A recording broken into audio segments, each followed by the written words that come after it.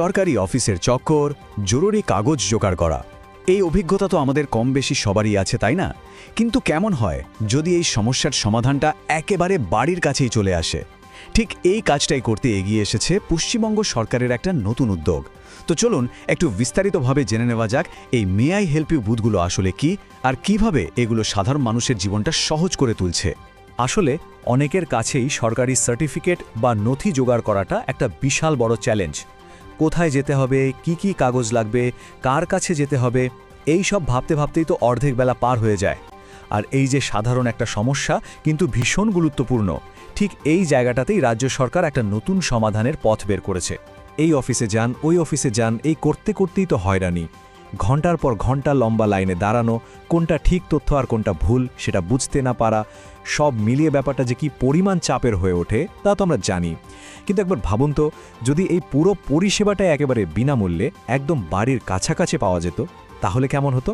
আর ঠিক এই ভাবনাটা থেকেই পশ্চিমবঙ্গ সরকার একটা নতুন উদ্যোগ নিয়ে এগিয়ে এসেছে। এই যে সমস্যাগুলো, এগুলোর একটা সরাসরি সমাধান করার জন্যই মুখ্যমন্ত্রী মমতা বন্দ্যোপাধ্যায়ের উদ্যোগে একটা নতুন কার্যক্রম শুরু হয়েছে। এর মূল লক্ষ্য একটাই, সাধারণ মানুষের হয়রানি কমানো। তাহলে এই মে আই হেল্প ইউ বুথটা আসলে কি? সহজ করে বললে এটা হলো একটা স্পেশাল হেল্প সেন্টার, যেখানে সরকারি কর্মকর্তারাই কিন্তু বসে থাকবেন। তাদের কাজ হলো বিভিন্ন সরকারি নথি বা সার্টিফিকেটের জন্য যে অনলাইন অ্যাপ্লিকেশন করতে হয় সেটা পূরণ করতে সাহায্য করা। আর সবচেয়ে বড় কথা কি জানেন? এই পুরো পরিষেবাটা কিন্তু একদম বিনামূল্যে। সরকারি নথির অধিকার, সুশাসনের অঙ্গীকার, এই উদ্যোগের মূলমন্ত্র কিন্তু এটাই। মানে এই স্লোগানটা থেকেই স্পষ্ট বোঝা যায় যে সরকার চাইছে নাগরিকদের যে অধিকার সেটাকে সম্মান জানাতে, আর ভালো শাসন ব্যবস্থা বা সুশাসনকে একেবারে মানুষের দরজায় পৌঁছে দিতে। আচ্ছা, তারও এখন প্রশ্ন আসতেই পারে যে এই বুথগুলোতে ঠিক কি ধরনের সাহায্য পাওয়া যাবে, মানে কোন কোন কাজগুলো এখান থেকে সহজে করে নেওয়া যাবে। চলুন সেটাই এবার দেখে নেওয়া যাক। দেখুন, তালিকাটা কিন্তু বেশ লম্বা। যেমন ধরুন, জাতিগত সার্টিফিকেট মানে এসসি এসটি ওবিসি সার্টিফিকেট, তার আবেদন করা যাবে। Ration card, local resident certificate বা অ্যানুয়াল ইনকাম সার্টিফিকেটের আবেদনও করা যাবে। এমনকি স্বাস্থ্যসাথীর মতো সরকারি প্রকল্পে নাম লেখানোর কাজটাও এখান থেকেই হবে।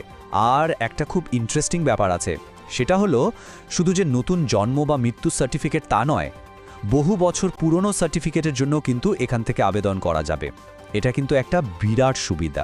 বেশ, কি পরিষেবা পাওয়া যাবে তা তো জানা গেল, কিন্তু আসল প্রশ্ন হলো এই সুবিধাগুলো মিলবে কোথায়, আর এর জন্য করতে হবেটা কি?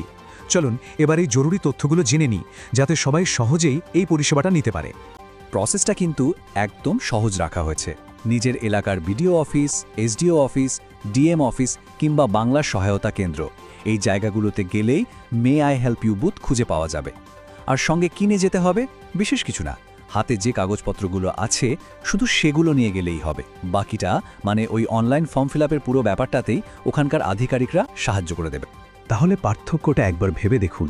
আগে কি হতো, হয়তো বিভিন্ন জায়গায় সার্ভিস চার্জ দিতে হতো, কোনটা ঠিক তথ্য তা নিয়ে একটা বিভ্রান্তি থাকতো, অনেক দূরে যেতে হতো। আর এখন সেই একই পরিষেবা পাওয়া যাচ্ছে একেবারে বিনামূল্যে, একদম বাড়ির কাছে। আর সবচেয়ে বড় কথা, সরাসরি সরকারি কর্মকর্তাদের সাহায্য নিয়ে, মানে কোনো রকম ভুল হওয়ার সুযোগ নেই। এই যে উদ্যোগটা, এটা কিন্তু শুধু কয়েকটা কাগজ বানিয়ে দেওয়ার সুবিধার মধ্যেই আটকে নেই। এর একটা অনেক বড় দিক আছে, একটা বৃহত্তর তাৎপর্য আছে। আসুন একটু ভেবে দেখি, ভালো শাসন ব্যবস্থা বা গুড গভর্নেন্সের দিক থেকে এর আসল গুরুত্বটা কোথায়। এর আসল লক্ষ্যটাই হলো সরকারি পরিষেবাগুলোকে সাধারণ মানুষের হাতের মুঠোয় নিয়ে আসা। দেখুন, এখনও এমন অনেকেই আছেন যাদের ডিজিটাল জগৎটা নিয়ে অতটা ধারণা নেই, বা অনেক সময় মাঝের লোকেদের মানে মিডলম্যানদের পাল্লায় পড়ে হয়রানির শিকার হতে হয়। এই বুথগুলো কিন্তু ঠিক এই সমস্যাটাকেই সমাধান করার চেষ্টা করছে। সরাসরি সাহায্য দিয়ে এই ব্যবধানটা কমানো হচ্ছে, আর এটা কিন্তু নাগরিকদের ক্ষমতায়নের দিকে একটা খুবই বড় পদক্ষেপ। সবশেষে একটা বড় প্রশ্ন কিন্তু থেকেই যায়, এই ধরনের উদ্যোগ কি সত্যিই প্রশাসন আর সাধারণ মানুষের মধ্যে যে দূরত্বটা আছে সেটা কমাতে পারবে? এগুলো কি সুশাসনকে আরও শক্তিশালী করে তুলবে? এর উত্তর হয়তো সময় দেবে, তবে এটা নিঃসন্দেহে একটা ভাবনার বিষয়।